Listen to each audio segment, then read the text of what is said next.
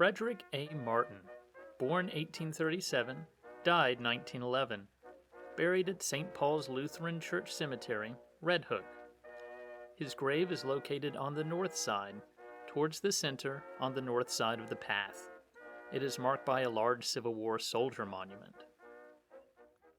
Frederick A. Martin's monument draws our attention due to its size and the Civil War soldier standing atop, commemorating Martin's military service.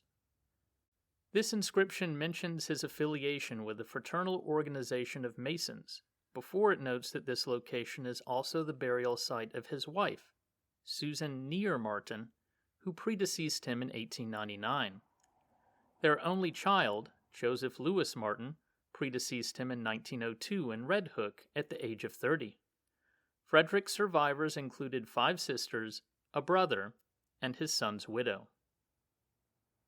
Martin was born in Barrytown, New York, on December 7, 1837, the oldest child of Joseph and Marguerite Serena Barringer Martin.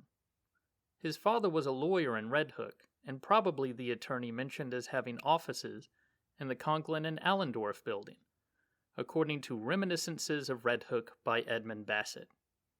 Martin and his brother-in-law, Beekman R. Neer, who is buried in East Greenbush and lived to the age of 49, enlisted and served together in the Civil War.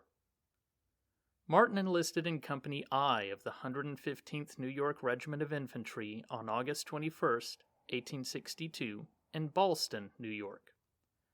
According to the National Park Service website, the regiment left New York State on August 30, 1862, and was attached to Miles Command at Harper's Ferry, West Virginia, for its defense from September 12th to September 15th. They surrendered at Harper's Ferry on September 15th, were paroled the next day, and eventually went on to defend Washington, D.C. until the end of the year. Martin's regiment moved up and down the Mid-Atlantic region, and he served until he mustered out on June 7, 1865, as a corporal. At that time, he was still in hospital at Fort Monroe, Virginia, where he had been sick since August 25, 1864. Martin's occupation in Red Hook was described in the New York, U.S. Civil War Muster Roll Abstracts, 1861 to 1900, as a carpenter-joiner.